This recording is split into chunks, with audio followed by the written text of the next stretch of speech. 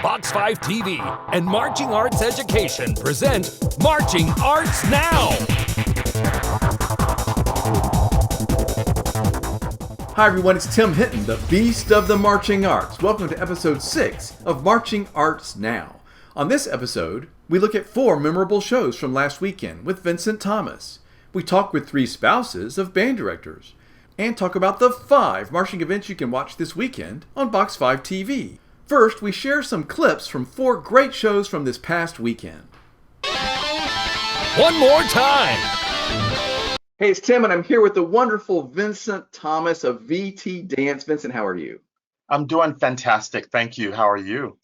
I am so happy that you're here today because we've been doing these. We're going to show 4 clips of bands from this past weekend that everybody was buzzing about, and we're going to talk about some things about it that we really like. And Vincent, I love including, I'm having to get all these different perspectives, and I love your perspective. You've been around the activity a really long time. Of course, you're a dance guru with all the wonderful stuff you're doing at VT Dance, but also you work with, well, you've been working with marching groups, gosh, forever, right? Yeah. Pretty exciting. So I love that you're here. Why don't you tell everybody just briefly about a little bit about yourself? Oh, sure. I am a professor of dance at Towson University in Baltimore, Maryland. And as you said, I have my own company, my dance company, VT Dance, and that's vtdance.org. I also work with a number of winter guards, such as Onyx World and Mason World. Thank you for being here to talk about some shows today. So everybody, we're going to watch 4 short clips of some highlights from the weekend. The first one is South Jones High School.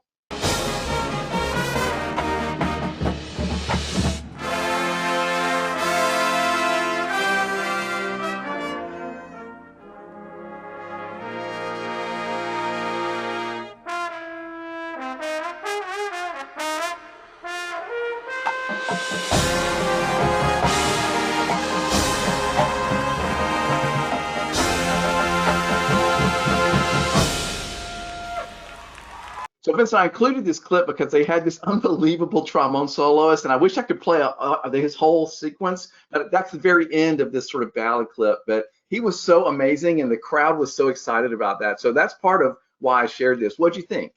I really loved the color choices, the colors of the band proper, and then the color choice of the color guard, the movement ensemble, and how they really use that form to compress it and then to expand it to leave the dancers on the inside to then have this relationship with the trombone soloist, which was great. And then it went into this color guard, this flag unison ensemble hit, which I thought was really effective. Yeah, I love when these bands that have they include the dancers, the dance team or whatever. And I think this band got so much mileage out of including that part of their auxiliary. At the end of the show, they have these giant red wings, and it's just really smartly done how they put it together. And I just think it's really cool to have that element as part of the auxiliary. Yeah, and the use of color was really effective. That they stood out, but they also complemented in the color palette. Completely agree. Such a great show. All right, Yeah. Let's move on to the next band, which is Hernando High School.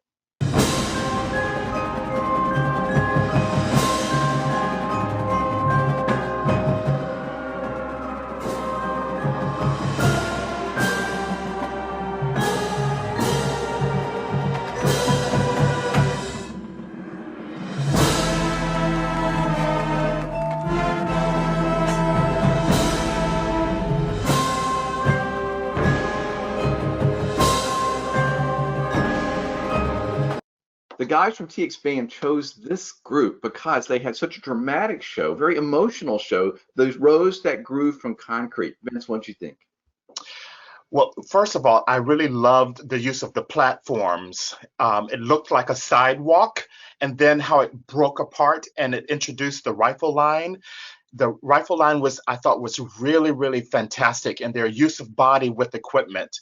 And I also really loved the forms supporting the music. There was a linear form with the rifles and a curvilinear form with the flags, and how that gave such support and matching to the musical lines. Yeah, that's a great point. it's so hard to choose. We can only show 30 seconds, everybody, when we do these little clips. But what I loved about that, Vincent, is what you said at the beginning of the show. The whole wind section is behind this sort of row, this barrier of props, and the guard is in front. And then they break it apart and they switch it, and the winds are all the way in the front, the guards are back. So just that sort of juxtaposition of how they move to bring the winds down for that really dramatic moment. It's just really smart writing, and to create a lot of emotion with a band is hard, honestly, to really sell that, and they did that in the show really well. Yeah, and here again, I really appreciated the use of color in the costuming. The dark with that deep rose color was really beautiful and effective, and helped leading the eye to events to see. Yeah, absolutely. So the next band we're going to watch is Wando High School. They were at the Jacksonville Regional.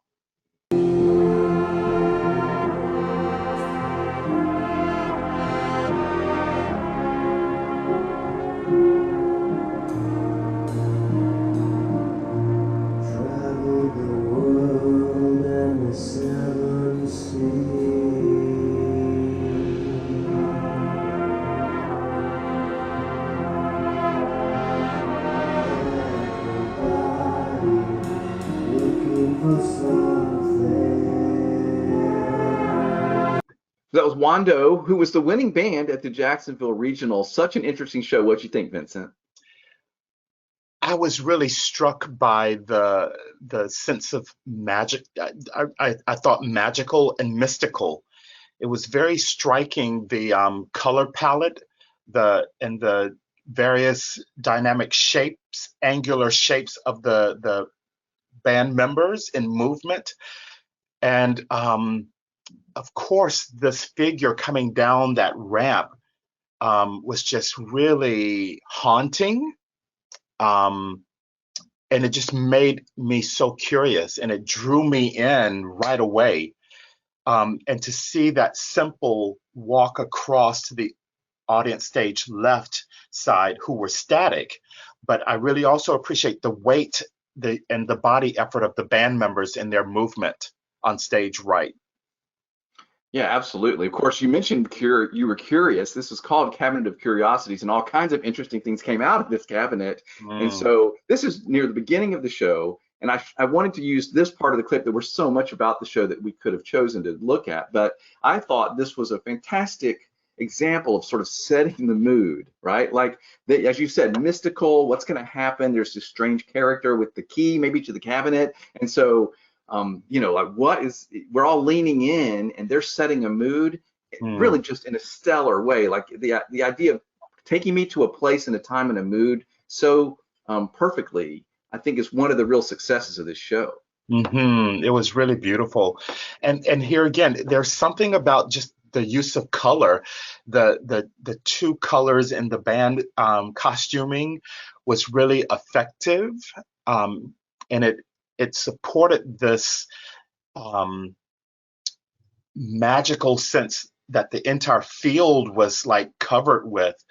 I was really curious about the props and what will happen if they rotated or not, and what was on the other side. And yeah, it was really intriguing. And I love that you're talking about all of this, because this is one of the discussions everybody has a lot, is we're sort of creating this environment for our shows to be in now with the set pieces and other, and they really did that, and of course there's a whole color guard that comes out from behind those back flats and all kinds of things that happen during the show. But again, I thought it was a really beautiful way to sort of bring me into this world that they're creating, and I couldn't wait to see what was going to happen next. Yeah, I can't wait to see that full production. Absolutely. All right, the last band we're going to watch is Seminole High School with their Beetlejuice show.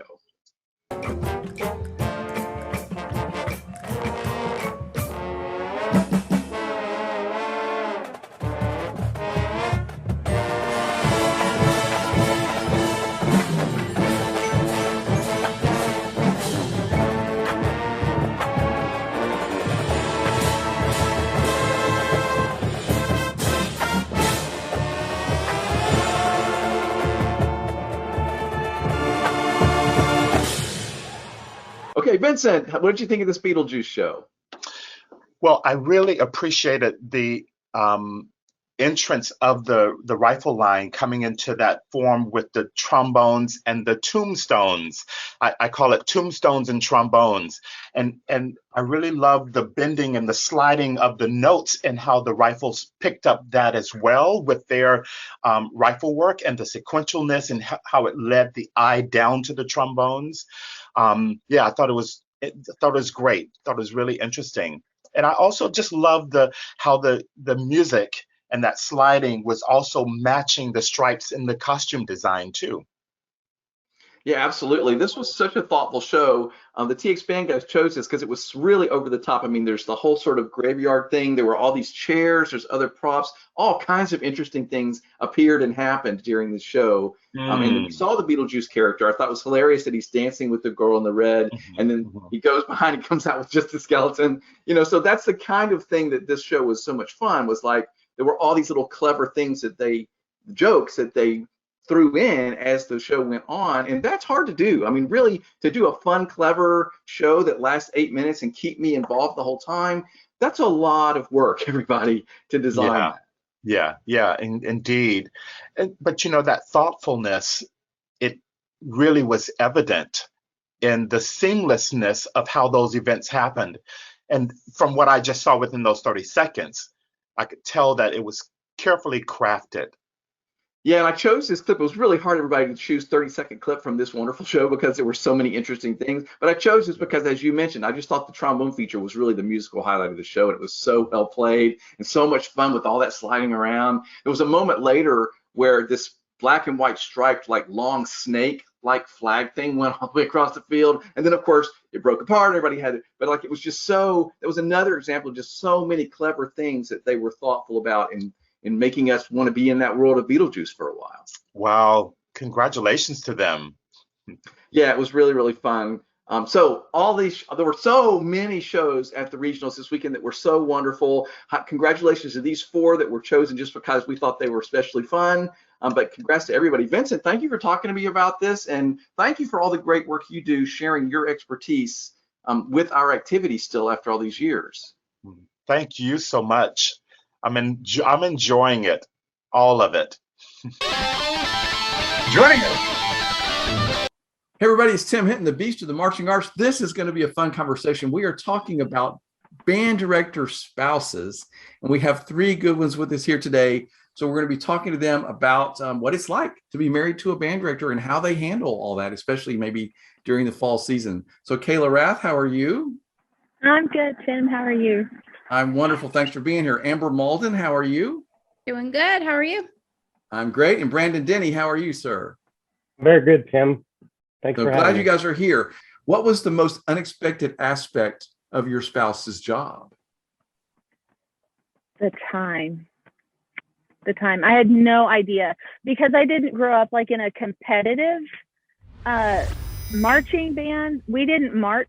Well, we walked out onto the field, walked, and made an E for Elkhart, and we played the school song, and then we would march into a box and then play Hang On Sloopy, and then we just didn't. I did not have any way to comprehend what band directing really entailed, and so the first year that we were married, I was just like, why are you not getting home till 6:30?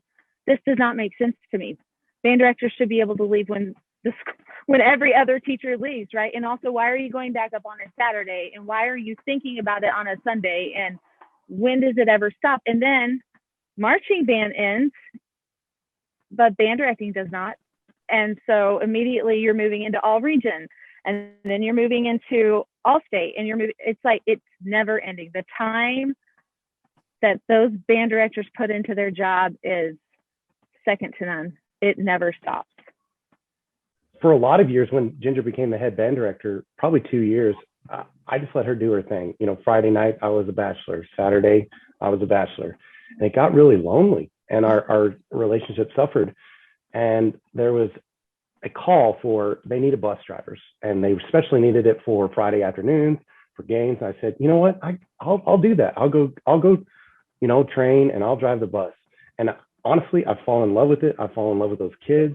They know my name. And now I go to everything. I go to every contest. I go to every football game.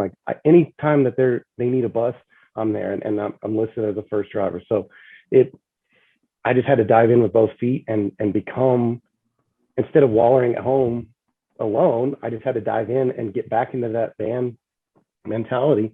And now I'm in charge of the props, and I'm in charge of driving them there. And so it's become much more rewarding for me personally, and getting to know those kids. A lot of times Ginger will know them from sixth grade. She teaches beginners up, and I get to know them as freshmen, and for 4 years I get to watch them grow. It's really rewarding. Yeah, no one tells you how much you just love those kids. Oh man, we still call the first graduating class after we moved and began band directing. We still call them our first kids, and now they all have kids, and they should still be little tiny juniors and seniors. Yeah, it's mind blowing, but oh man, I just love all those kids so much. And we all know it because we're in band.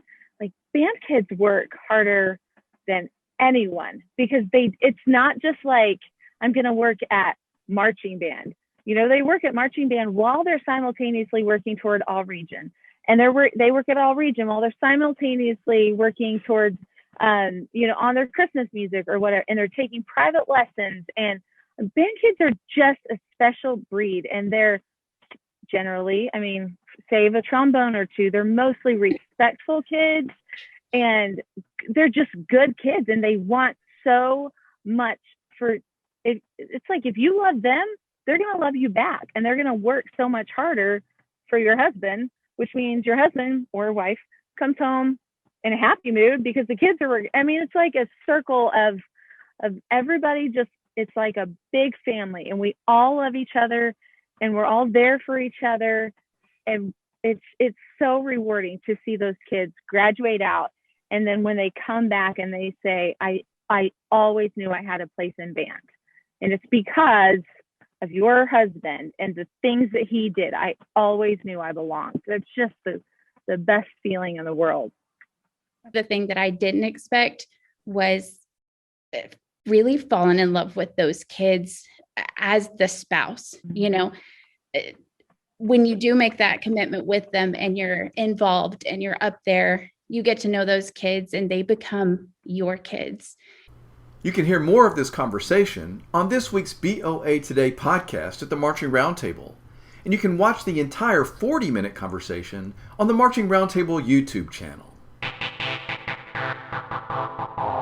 Here's an excerpt from our interview with James Stevens of Music for All about field operations at BOA events. You can hear this entire conversation on this week's episode of BOA Today at the Marching Roundtable.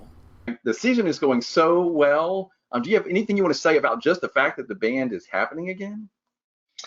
Everybody is sort of, we always say this, it's less about a competition and more about a celebration. But I got to tell you, Tim, this year more than ever feels that joyous occasion of just being around each other in live music and live performances. And audiences have been responsive. Judges are just on top of the world, being able to be there and be present and give feedback. And the students are just as excited, more so than ever, just to be there.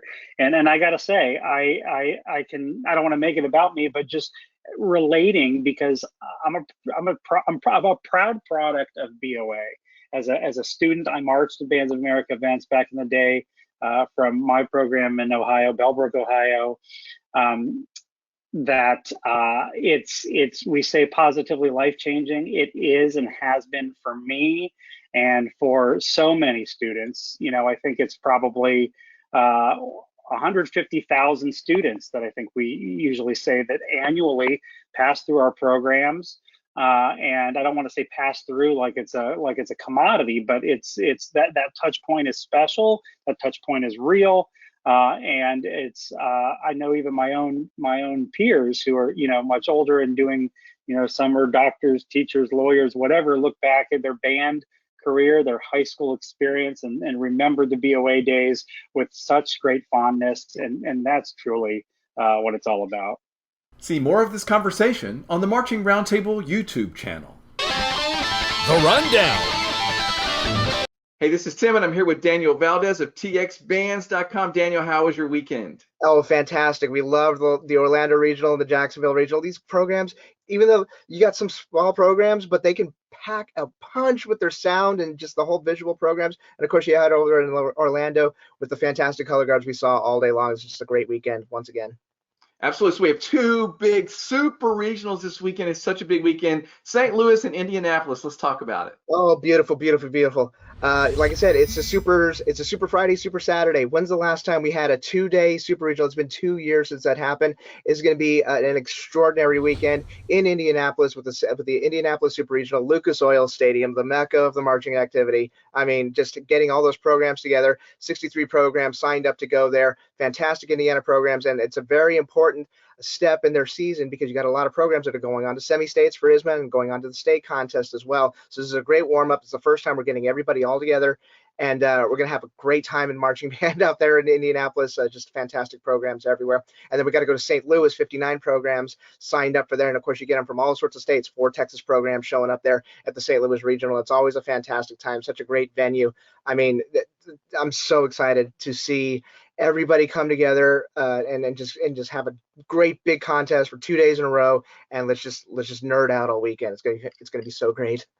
It's going to be a great weekend. You guys at TX Bands are going to be blogging the whole thing, so everybody pay attention to that. And of course, watch all of it on Box 5. We'll be there telling stories and having interviews and doing things too. So it's going to be a lot of fun. Thanks, Daniel. Hey, no problem. Can't wait.